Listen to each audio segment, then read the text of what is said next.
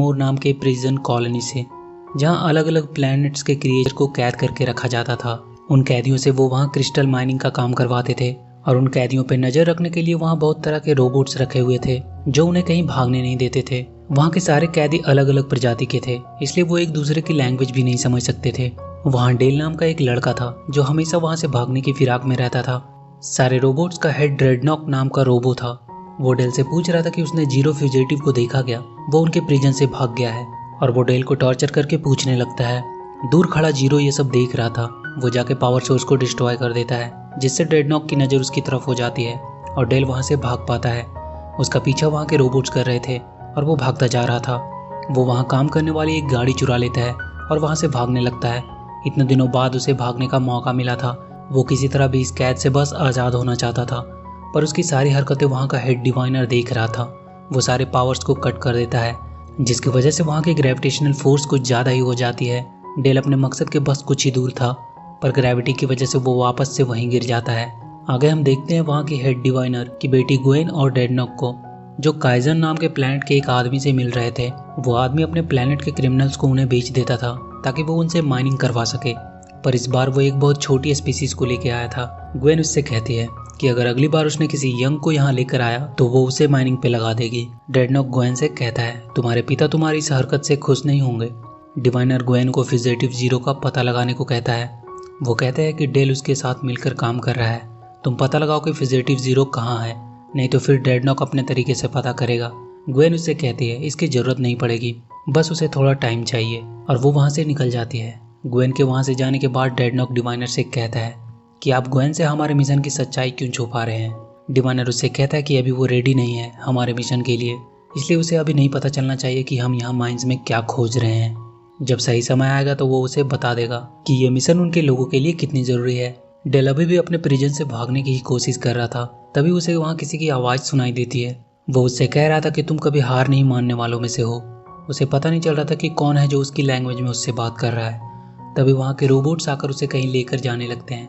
वो उसे ग्वेन के पास लेकर जाते हैं। ग्वेन उससे फ्यूजिटिव जीरो के बारे में पूछती है, पर वो कहता है कि उसे कुछ भी नहीं पता कि फ्यूजिटिव जीरो कौन है। ग्वेन उसे एक दिन का टाइम देती है उसे ढूंढने के लिए, उसके बाद वो उसे ड्रेडनॉक से नहीं बचा पाएगी।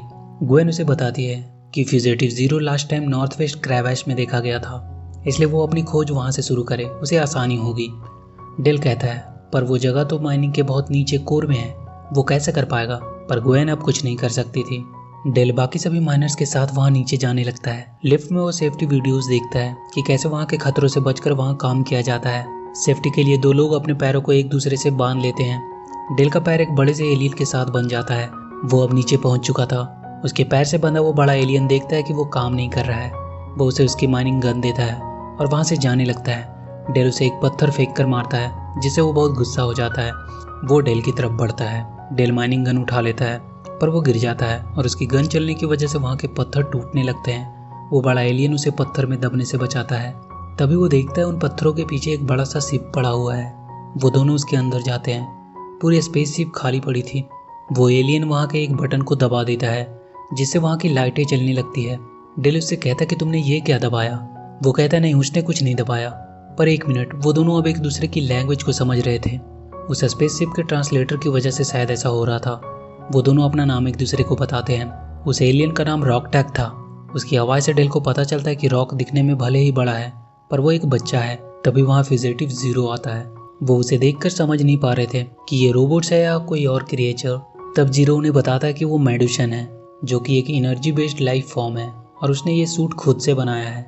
डेल जीरो से पूछता है कि वो उसका पीछा क्यों कर रहा था। वो बताता है कि वो उसे बहुत क्यूरियस लगा। जब उसे पकड़कर यहाँ लाया गया था तो वो भी बहुत क्यूरियस था। उन लोगों ने उसे एक वेपन की तरह यूज किया, पर एक दिन वो भागने में कामयाब रहा। जीरो बताता है कि वो किसी का भी दिमाग पढ़ सकता है, पर डिवाइनर को समझ नहीं पाया। उसे सिर्फ इतना पता चल पाया कि वो यहाँ किसी अनोखी चीज को ढूंढ रहा है। डेल जीरो से ये शिप उड़ाने को कहता है ताकि वो लोग यहाँ से भाग सके। जीरो कहता है कि शिप को रिपेयर करने के लिए एक इंजीनियर की जरूरत पड़ेगी। रॉक और डेल जैंकोम नाम के एक इंजीनियर से बात करते हैं। वो अपने साथ ट्रांसलेटर मशीन रखे थे, इसलिए वो उससे आराम से बात कर सकते थे। वो उन्हें यहाँ से निकलने के बारे में बताते हैं, पर उसे उस शिप को ठीक करने में उनकी मदद करनी होगी। जैंकोम मान जाता है। वो उन्हें शिप में ले जाते हैं। डेल उसे ये शिप एक दिन में ठीक करने को कहता है। रॉक कहता है इतनी भी जल्दी क्या है। तब जीरो उन्हें बताता है कि उसने डेल का दिमाग पढ़ा है। इसने डिवाइनर की बेटी से डील की है उसे पकड़ने की, नहीं तो वो लोग उसे मार देंगे। आगे हम देखते हैं डेडनॉक को, जो ग्वेन से कहता है कि डेल अपनी जगह से गायब है, उसे ढूंढना होगा। इधर जैनकॉम शिप की रिपेयरिंग में लगा हुआ था। तभी रॉक एक क्रिएचर को लेकर वहां आता है और उन्हें कहता है कि उसने इसका नाम मर्फ रखा है और ये हमारे साथ ही रहेगा। जीरो सेंस करता है कि वहाँ के रोबोट्स उनकी तरफ आ रहे हैं। डेल और रॉक जल्दी से वहाँ से बाहर आ जाते हैं। डेल रॉक को वो जगह सील करने को कहता है और वो जाकर ग्वेन से बात करता है। ग्वेन उससे पूछती है कि वो उनसे क्या छुपा रहा है। डेल कहता है कुछ भी तो नहीं। डेडनॉक को समझ में आ जाता है कि डेल झूठ बोल रहा है। वो उसे पकड़कर आउटर रिम में भेज देता है। ये ऐसी जगह थी जहाँ से लौट के शायद ही कोई आ पाता है। डेल को वहाँ काम पे लगा दिया जाता है। तभी वहाँ का अलार्म बजने लगता है और धमाके शुरू हो जाते हैं, पर डेल वहाँ से किसी तरह भागने में कामयाब रहता है। एक्चुअली में ये सारा प्लान डेडनॉक का ही था, क्योंकि वो चाहता था कि डेल वहाँ से भागे और फिर वो उसका पीछा करके फ्यूजिटिव जीरो तक पहुँच सके। डेल लौटकर शिप में आ जाता है। उसे उस शिप की सीढ़ी को ठीक करने के लिए शिप के ऊपर भेज दिया जाता है। तभी वो देखता है ग्वेन वहाँ आई है और उसके साथ डेडनॉक की पूरी फौज भी थी। असल में डिवाइनर इसी शिप की खोज कर रहा था इतने सालों से। सारे लोग पकड़े जाते हैं। ग्वेन पूरी शिप को सर्च करने जाती है। डेल अपने फेशियल एक्सप्रेशन से जीरो को टेलीपैथिक मैसेज देता है कि डिवाइनर की डॉटर को कब्जे में लो, और इसी के साथ जैनकॉम और रॉक उन सबसे लड़ने लगते हैं। वो सब शिप की तरफ भागते हैं। अंदर वो ग्वेन से लड़ते हैं और आखिर में रॉक उसे कंट्रोल कर लेता है। वहाँ के पत्थरों के टूटने से शिप खाई में गिरने लगती है। वो शिप को स्टार्ट करने की कोशिश कर रहे थे। डेल अभी भी शिप के ऊपर ही था। वो शील्ड को फिक्स करने लगता है, पर तभी डेडनॉक उस पर हमला कर देता है। डेल किसी तरह उसके हमले से बचता है, पर डेडनॉक उसे पकड़ लेता है। वो फिर से अपने एक्सप्रेशन से जीरो को शिप टर्न करने का एक सिग्नल देता है। जीरो शिप को टर्न कर देता है, जिससे डेडनॉक के हाथ से डेल छूट जाता है और फाइनली वो शील्ड को ऑन कर देता है। शील्ड ठीक होते ही शिप के चारों ओर एक मजबूत शील्ड बन जाती है। डेडनॉक का कोई भी वार उस पर असर नहीं करता है। डेल शिप के अब अंदर आ जाता है। उनका शिप वहाँ से निकलने ही वाला था कि डेडनॉक ने वहाँ की पाइप को उड़ा दिया और शिप उससे टकराकर क्रैश होने वाली थी। उन्हें कोई आइडिया नहीं था कि अब वो क्या करें। तभी वो मर्फ आकर वहाँ एक बटन दबा देता है और उस शिप के लेजर्स एक्टिवेट हो जाते हैं, जो सामने वाली किसी भी चीज़ को तबाह कर सकते थे। वो सब अब उस प्लेनेट से बाहर आ चुके थे। डेल ग्वेन को स्टार्स दिखाता है, जिसे देखने का सपना उसने कई सालों से देखा था। अब उन सबके पास एक प्रॉब्लम थी कि वो यहाँ से आगे कहाँ जाएं। तभी उस शिप की एआई असिस्टेंट वहाँ पॉपअप होती है। वो उनसे कहती है कि वो स्टारफ्लीट की तरफ से उनकी ट्रेनिंग एडवाइज़र है। वो सब उसे देखकर हैरान थे। वो उन्हें बताती है कि उसका नाम कैथरीन जेनवे है और वो उनकी ट्रेनिंग एडवाइज़र होगी। उसे प्रोग्राम किया गया है प्रोटोस्टार क्रू के फेडरेशन स्पेस वापस जाने की जर्नी में असिस्ट करने के लिए। रॉक पूछता है कि ये फेडरेशन क्या है। तब जेनवे उसे पूछती है कि तुम्हारा कैप्टन कौन है और तुम लोग स्टारफ्लीट के क्रू हो और तुम्हें फेडरेशन के बारे में नहीं पता।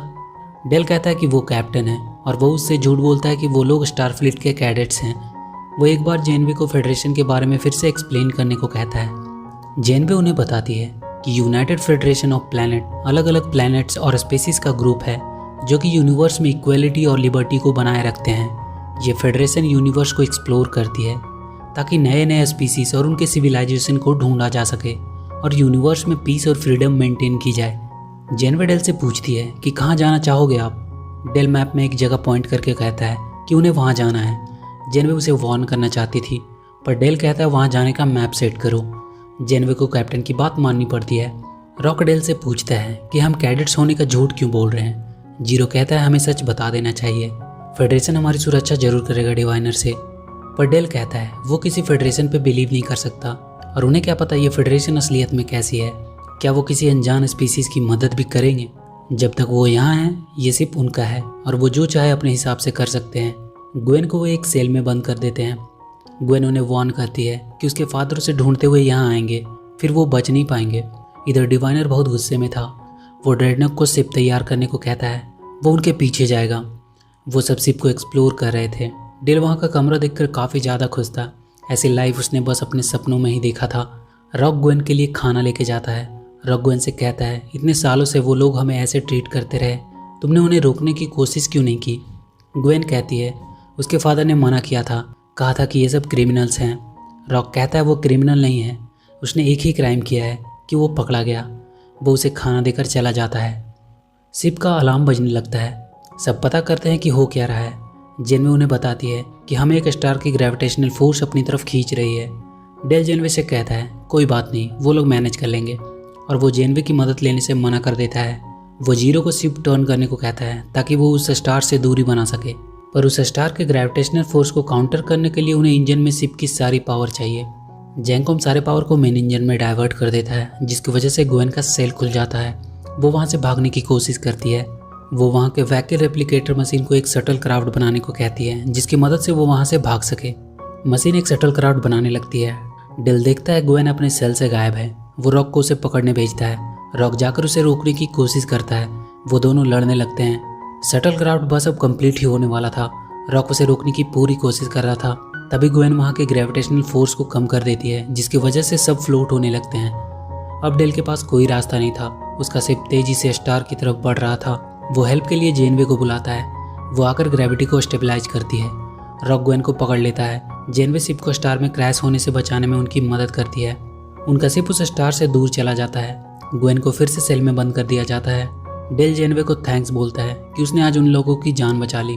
डेल जेनवे को उन्हें उस शिप की सारी फंक्शनिंग सिखाने को कहता है। जेनवे कहती है अभी तो बस शुरुआत है। इधर डिवाइनर अपने शिप के साथ पूरी तरह से तैयार था। उन्हें उनकी शिप की ट्रेसिंग मिल चुकी थी और वो उन्हें ढूंढने के लिए निकल जाता है। जेनवे उन लोगों को उस शिप के बेसिक बताने लगती है और फिर उसने उन्हें वो बताया जो उन्हें चाहिए था, ऑटो पायलट। अब उन्हें किसी बात की टेंशन नहीं थी। वो शिप को ऑटो पायलट मोड में डालकर आराम से सोते थे। डेल डिवाइनर से जितना दूर हो सके चले जाना चाहता था ताकि वो कभी उन्हें दोबारा ना पकड़ सके। उसके शिप का अलार्म एक बार फिर से बजने लगता है। जेनवे बताती है कि उसका कंप्यूटर ने एक प्लैनेट को डिटेक्ट किया है जिसमें लाइफ होने की संभावना है। हमारे क्रू वहाँ रुकेगी और वहाँ के सैंपल इकट्ठा करेगी। पर डेल कहता है उसे कहीं भी रुकना नहीं है। तब जेनवे उसे बताती है तुम लोग स्टार फ्लीट के कैडेट्स हो और तुम्हारा काम ही है प्लैनेट डिस्कवर करना।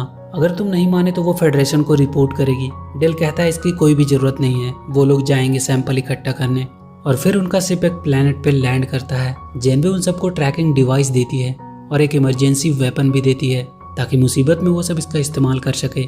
वो उन्हें वहाँ की एक सबसे मजबूत और शानदार कार दिखाती है जो उन्हें बहुत पसंद आती है। रॉक जेनवे से पूछता है कि तुम हमारे साथ नहीं आ रही हो। जेनवे कहती है होलोग्राम शिप के बाहर नहीं जा सकते। वो सब शिप से बाहर आ जाते हैं। जेनवे सबको साथ में ही रहने को कहती है, पर डेल अकेला ही वो कार लेके चला जाता है और चारों अकेले अकेले घूमने लगते हैं। इधर ग्वेन अपनी पावर की मदद से अपने हथियार को अपने पास बुलाती है और सेल को तोड़कर बाहर आ जाती है। जेनवे उसे रुकने को कहती है, पर उस शिप को वो अपने कंट्रोल में ले लेती है। वो जेनवे के प्रोग्राम को भी ओवरराइड कर देती है। उसे इस शिप के बारे में कुछ ज़्यादा ही नॉलेज थी क्योंकि उसके फादर ने बचपन से उसे इन्हीं सब चीज़ों के बारे में पढ़ाया था। ग्वेन अपना मैसेज अपने फादर तक पहुंचा देती है कि शिप उसके कंट्रोल में है। वो उन्हें अपना लोकेशन भी बता देती है। रॉक को थोड़ी दूर चलने पर छोटे छोटे जानवर दिखाई देते हैं। वो सब रॉक से आकर लिपट गए। जीरो को भी एक बड़ी सी वहाँ मशीन दिखाई देती है जिसके लिए वो कुछ ज़्यादा ही क्यूरियस था। डेल को चलते चलते वहाँ दो लोग दिखाई देते हैं। वो जाकर उनसे बात करने की कोशिश करता है। तभी वहाँ जेनवे आती है। वो डेल से कहती है तुम हमेशा से अपने पेरेंट्स को देखना चाहते थे, पर तुम्हें यह भी नहीं पता कि वो दिखते कैसे हैं। ये जगह तुम्हें वो सब दिखाती है जो तुम अपनी ज़िंदगी में पाना चाहते हो। क्या तुम यहाँ रहना चाहोगे? डेल कहता है पर जेनवे तो शिप से बाहर नहीं आ सकती। कौन हो तुम? तब जेनवे डेल पे हमला कर देती है। डेल अपना इमरजेंसी वेपन यूज करता है और उससे बचकर वहाँ से बाहर निकलता है। ऐसा लग रहा था मानो ये पूरी प्लेनेट एक इल्यूजन है। वो सबको अपने वहम में फंसाकर मार डालते हैं। वो वहाँ से भाग जाता है ताकि अपने दोस्तों को बचा सके। ग्वेन शिप को टेक ऑफ करने वाली थी, पर उस प्लेनेट के वो खतरनाक पौधे शिप को जकड़ लेते हैं जिसकी वजह से वो शिप उड़ नहीं पाता है। जीरो भी उनके वहम में फंसने वाला था। तभी डेल आकर उसे वहाँ से बचाकर ले जाता है। वो रॉक की तरफ बढ़ते हैं। वो देखते हैं रॉक हंस रहा है और वो पौधे उसे जमीन के अंदर खींच रहे हैं। जीरो उसे पत्थर मार के जगाता है और उसे वो वहाँ से बाहर निकालता है। डेल उसे बताता है कि यहाँ कुछ भी रियल नहीं है। वो जैंकॉम को भी जाके बचाते हैं और वो चारों अपने शिप की तरफ बढ़ जाते हैं। वो देखते हैं उनका शिप टेक ऑफ करने वाला है, पर वहाँ के पौधे पूरी तरह से शिप को जकड़ कर रखे हुए हैं। जेनवे ग्वेन से कहती है ये शिप अब गिरने वाली है, यहाँ से बाहर निकलो। ग्वेन भागकर एक शटल क्राफ्ट में बैठ जाती है। वो देखती है मर्फ भी वहीं है। शिप एक खाई में जाकर गिरती है, पर ग्वेन शटल क्राफ्ट के थ्रू उससे बाहर निकलने में सफल रहती है। वो मर्फ को भी अपने साथ ही बचाकर ले आती है। ग्वेन का एक पैर फ्रैक्चर हो जाता है। डेल उस पर गुस्सा करता है कि उसने शिप की चोरी करने की कोशिश की। तभी डेल की कार में जेनवे का एक मैसेज आता है कि शिप उनसे 10 किलोमीटर दूर सेफली लैंडेड है। वो जल्दी से उन्हें वहां पहुंचने को कहती है, पर उनके कार को भी तब तक वो पौधे निगल चुके थे। अब उन्हें शिप तक चलकर जाना था। जेनवे चल नहीं सकती थी, तो उसने अपने उस मैजिक हथियार से अपने पैरों को सहारा दिया और वो उनके साथ आगे बढ़ने लगी। वहाँ से कुछ दूर चलने पर उन लोगों को अजीब सी डरावनी आवाज़ें आ रही थी। जेनवे तब तक शिप को उन खतरनाक पौधों से मुक्त करवाने में लगी थी। वो सारे लोग उस जंगल में ही घूम रहे थे, पर अभी भी शिप उनसे 10 किलोमीटर दूर ही था। ऐसा लग रहा था मानो ये जंगल उन्हें गोल गोल ही घुमा रही है। तभी वो पौधे उन पर हमला कर देते हैं। ग्वेन एक लकड़ी के टुकड़े में आग लगाकर उनकी तरफ फेंकती है, जिससे वहाँ चारों तरफ आग लग जाती है। वो किसी तरह वहाँ से बचकर निकलते हैं। सब ग्वेन को थैंक्स बोलते हैं इसके लिए। तभी उन पे एसिड रेन होने लगती है। वो लोग अपने आप को किसी टूटे हुए शिप में जाकर बचाते हैं। वो सब बैठकर डिस्कस कर रहे थे कि उन्होंने उस प्लेनेट में अपने इल्यूजन में क्या देखा, पर डेल किसी से नहीं बता रहा था कि उसने क्या देखा। जीरो कहता है कि इसने अपने पेरेंट्स को देखा। डेल वहाँ से उठकर चला जाता है। ग्वेन उसके पास जाती है। वो डेल को आज के लिए सॉरी बोलती है।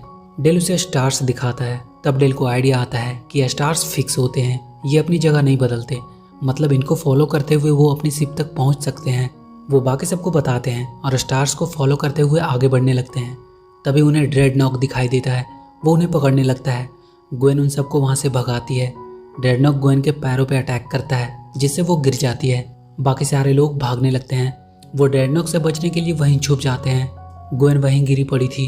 वो पौधे अब उसे जकड़ने लगे थे। तभी उसे डिवाइनर दिखाई देता है, जो उस शिप की तरफ बढ़ रहा था। ग्वेन अपने फादर से उसे बचाने को कहती है, पर ग्वेन से ज़्यादा जरूरी उसके लिए वो शिप थी। वो ग्वेन को मरने के लिए छोड़कर शिप की तरफ बढ़ जाता है। पर ये क्या, ये तो डिवाइनर का इल्यूजन था। वहाँ कोई भी शिप नहीं थी। डेल अपने दोस्तों के साथ अपने शिप में वापस आ जाता है। डेल जाने से पहले ग्वेन को भी रस्सी के सहारे वहाँ से उठाकर शिप में ले आता है। ग्वेन उन्हें थैंक्स बोलती है और वो लोग अब उस प्लेनेट से बाहर निकल जाते हैं। ड्रेडनॉक डिवाइनर को बताता है कि ग्वेन ने उन्हें धोखा दिया है। डिवाइनर इतनी जल्दी उन्हें छोड़ने वाला नहीं था। वो अब भी उनके शिप का पीछा कर रहा था। उनके शिप को स्पीड चाहिए थी ताकि वो डिवाइनर की शिप से पीछा छुड़ा सके। जीरो बताता है कि इस शिप का नाम प्रोटो स्टार है, क्योंकि इसके अंदर एक बेबी स्टार जितनी पावरफुल इंजन है, पर उसे ऑन करना हम में से किसी को नहीं आता है। डिवाइनर उन्हें सरेंडर करने को कहता है। ग्वेन उसे कहती है कि तुमने मुझ में और शिप में अपने शिप को चुना। अब वो उसे दिखाएगी कि वो क्या कर सकती है, और वो प्रोटो स्टार इंजन को ऑन कर देती है, जिसकी वजह से उनकी स्पीड कई गुना तेज हो जाती है और वो डिवाइनर की नज़रों से बहुत दूर चले जाते हैं। वो लोग अब यूनिवर्स में बहुत दूर आ चुके थे। प्रोटो स्टार इंजन भी अब बंद हो गया था। जेनवे मैप कोर्स देखकर शॉक में थी। वो लोग 4000 लाइट ईयर आगे आ चुके थे। इतना फास्ट कोई स्टारशिप कैसे हो सकता है। जैंकॉम, रॉक और जीरो डेल से कहते हैं कि उन्हें फेडरेशन के पास वापस चले जाना चाहिए। वो लोग ऐसे ही यूनिवर्स में कब तक फ्लोट करते रहेंगे। डेल कहता है क्या पता वो लोग हमें अरेस्ट कर लें, पर वो लोग कह रहे थे कि शायद वो हमारी मदद कर सकते हैं। डेल कहता है इसके लिए सबकी सहमति की ज़रूरत होगी, यहाँ तक कि मर्फ की भी सहमति होनी चाहिए।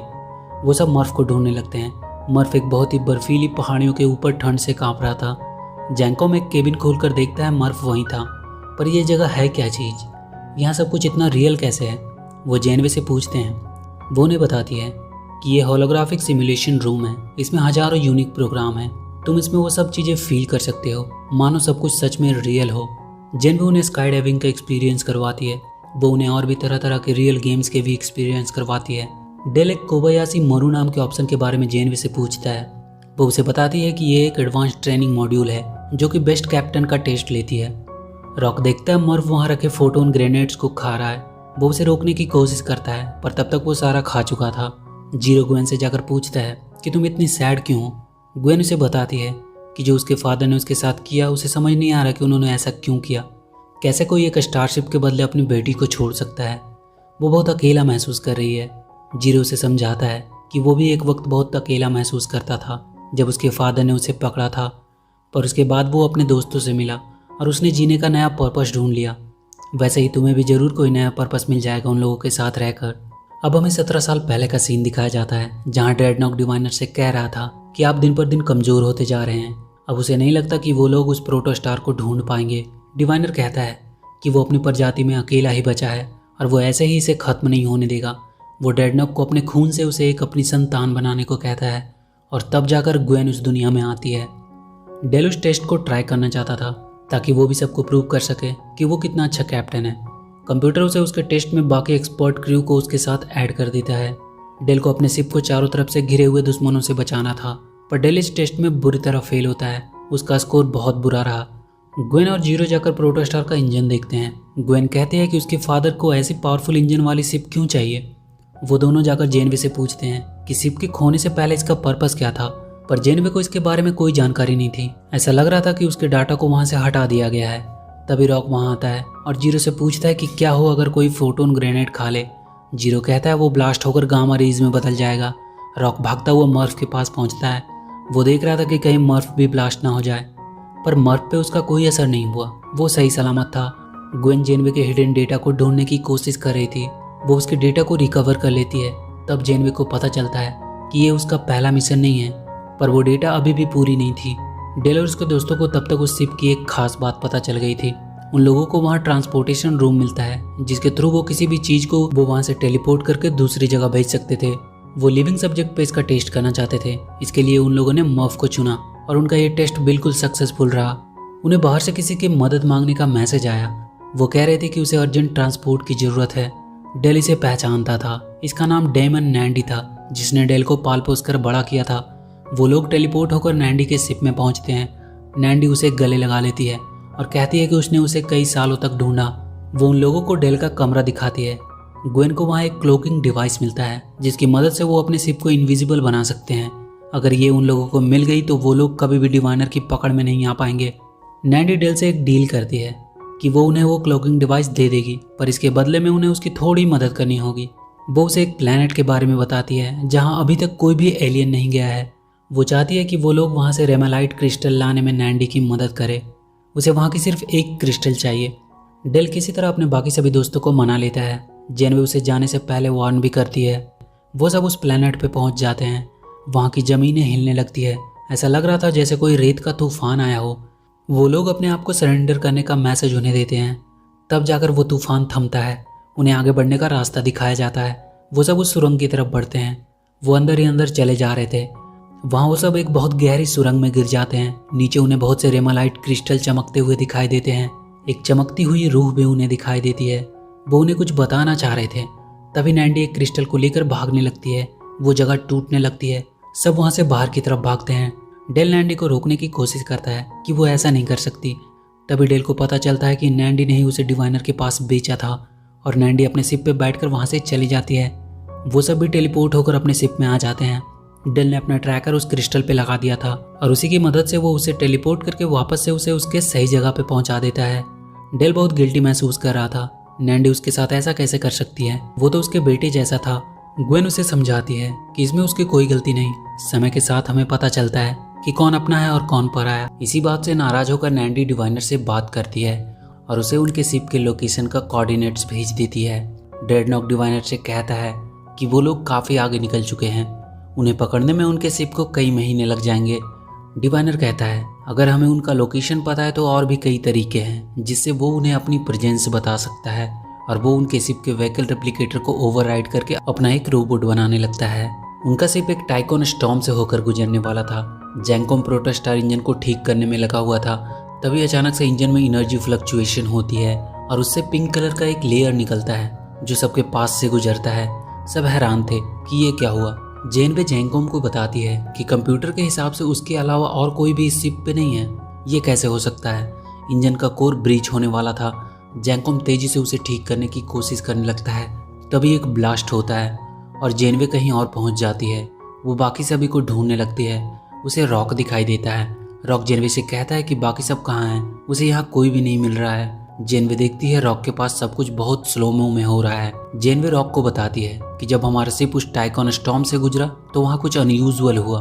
सबके सब सेम शिप में हो पर अकेले अकेले डिफरेंट टाइम जोन में और सब अलग अलग स्पीड से मूव कर रहे हो। जेनवे रॉक से कहती है कि तुम्हारे पास 10 मिनट हैं।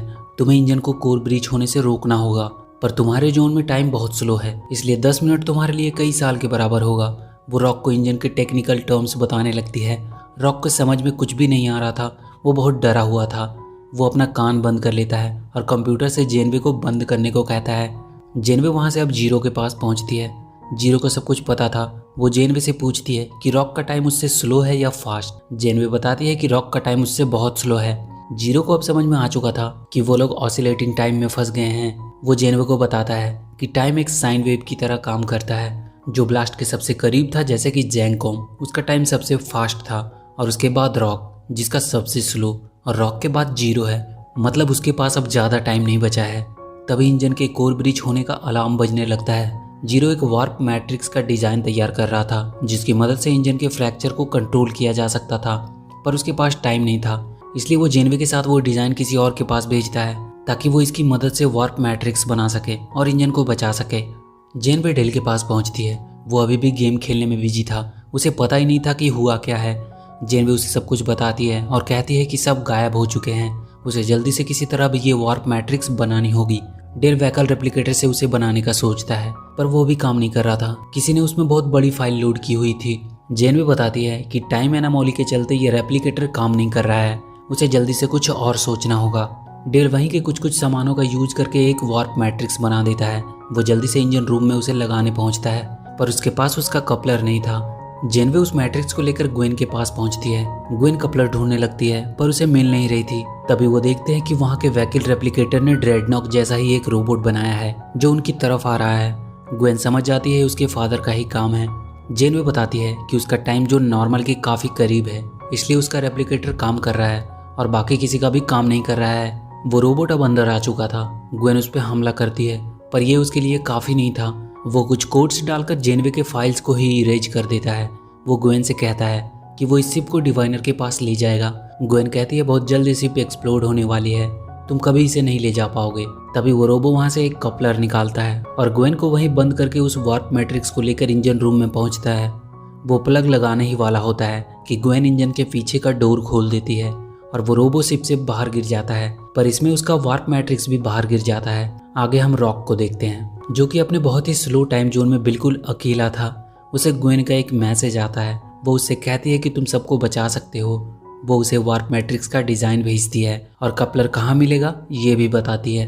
रॉक कहता है पर वो ये सब के बारे में कुछ भी नहीं जानता, वो ये सब नहीं कर पाएगा। ग्वेन कहती है कि उन सबको उस पर विश्वास है, वो कर सकता है। जेनवे फिर से रॉक के पास आ जाती है। वो रॉक से पूछती है कि वो वापस कैसे आ गई।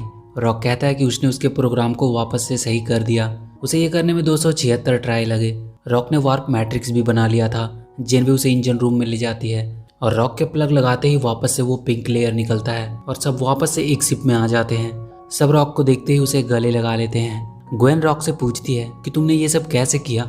रॉक उन्हें बताता है कि वो उसके इंस्ट्रक्शन को फॉलो करता गया और उसने अपने आप को क्वांटम साइंस, कंप्यूटर इंजीनियरिंग और बहुत सारा मैथ सिखाया। उसने सिर्फ अपने दोस्तों को पाने के लिए इतना सब कुछ किया था। जेनवे उनसे कहती है कि अब तुम लोग एक स्टार फ्लीट के क्रू बन चुके हो जो किसी भी मुसीबत का साथ मिलकर सामना कर सकते हैं। सब लोग रॉक के काम की तारीफ कर रहे थे। डिवाइनर का भेजा हुआ रोबोट भी वही था जो मशीन के खराब होने की वजह से पूरी तरह नहीं बन पाया था। तभी दिल से वो रोबोट गिर जाता है और उसमें से वो लोग डिवाइनर का एक मैसेज देखते हैं जो उसने उन्हें भेजा था। वो कह रहा था कि उनके पास एक दिन का टाइम है। अगर वो लोग प्रोटोस्टार को उसे लौटा देते हैं तो वो वहाँ कैद सभी माइनर्स को छोड़ देगा। अगर वो लोग ऐसा नहीं करते हैं तो इसका खामियाजा भी उन बेकसूर माइनर्स को ही भुगतना होगा। सब आपस में डिस्कस कर रहे थे कि उन्हें क्या करना चाहिए। जीरो उन्हें बताता है कि उनके पास दो रास्ते हैं, या तो वो फेडरेशन के पास वापस जा सकते हैं या फिर टार्स लमोरा जाकर डिवाइनर से उन माइनर्स को छुड़ाएं। और आखिर में सब मिलकर डिसाइड करते हैं कि वो लोग उन माइनर्स को छुड़ाने जाएंगे क्योंकि उनका दर्द उनसे बेहतर कौन जान सकता है। वो सब तैयारी करने लगते हैं ताकि वो डिवाइनर से बचाकर उन सभी माइनर्स को सही सलामत ला सके। और अब वो सब पूरी तरह से तैयार थे उस डिवाइनर का सामना करने के लिए। वो अपना शिप टार्स लमोरा की तरफ मोड़ देते हैं और वो लोग बहुत जल्द टार्स लमोरा पहुंच जाते हैं। डिवाइनर उनके शिप को अपने शिप के पास लैंड करवाता है। डिवाइनर अपने वादे के मुताबिक सारे कैदियों को रिलीज कर देता है। वो वहाँ के सारे रोबोट्स को भी डिसेबल कर देता है, पर डिवाइनर उनसे कहता है कि वो ग्वेन को अपने साथ ले जाएगा और उसके बदले में वो उन लोगों को अपनी शिप दे देगा। सब ग्वेन को मना करते हैं, पर वो कहती है कि तुम लोग बिना शिप के यहाँ फंस कर रह जाओगे, इसलिए वो डिवाइनर के साथ जाने को मान जाती है। डिवाइनर उनका शिप और ग्वेन को लेकर वहाँ से चला जाता है। वो प्रोटोस्टार के कमांड को अपने कब्जे में ले लेता है, पर जाते जाते वो अपने शिप के पावर जनरेटर को डिस्ट्रॉय कर देता है, जिसकी वजह से वहाँ का एटमॉस्फेरिक सील डिसेबल हो जाता है और ग्रेविटी वहाँ खत्म हो जाती है। सारे लोग ऊपर फ्लोट करने लगते हैं। सब एक दूसरे को बचाने की कोशिश करते हैं। डिवाइनर ड्रेडनॉक को फेडरेशन की तरफ शिप को जल्दी ले जाने को कहता है। ग्वेन उससे पूछती है कि उसका मकसद क्या है, वो क्या करना चाहता है, क्यों उसके लिए उसकी बेटी से बढ़कर यह शिप जरूरी था। डिवाइनर कहता है वो अपने फर्ज से बंधा हुआ है और वो इसके बीच किसी को भी नहीं आने दे सकता। ड्रेडनॉक डिवाइनर से कहता है फेडरेशन तक जाने के लिए उसे प्रोटोस्टार का मेन इंजन ऑन करना होगा, पर उसका प्रोटोकोर वहाँ से गायब है। वो उसे अपने साथ लेकर चले गए हैं, उन्होंने हमें धोखा दिया है। वो लोग प्रोटोकोर को मर्फ के अंदर छुपा कर ले गए थे। अब उनका प्लान स्टार्ट होता है। वो अपना लाया हुआ सूट पहन लेते हैं ताकि बिना ग्रेविटी के भी वो बाकी सभी लोगों को बचा सके। वो जीरो के जैसा एक और सूट बनाकर लाए थे जिसमें वो लोग मर्फ को छुपा कर रखे हुए थे, जिसके पास प्रोटोकोर था।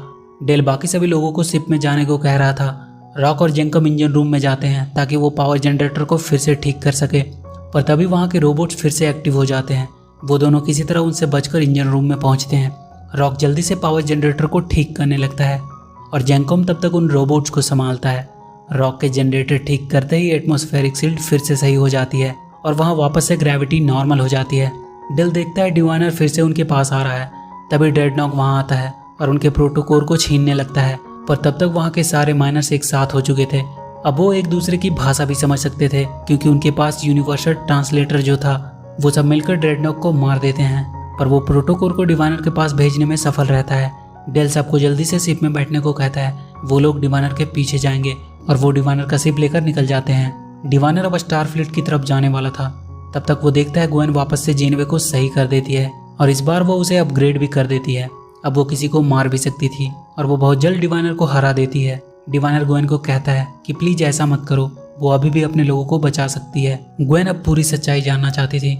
डिवाइनर सिमुलेशन रूम में ग्वेन को अपने प्लेनेट सोलम को दिखाता है। ग्वेन को वो बताता है कि वहाँ स्टारफ्लीट के आने के बाद उनके बीच सिविल वार शुरू हो गया और उनका प्लेनेट पूरी तरह से बर्बाद हो गया।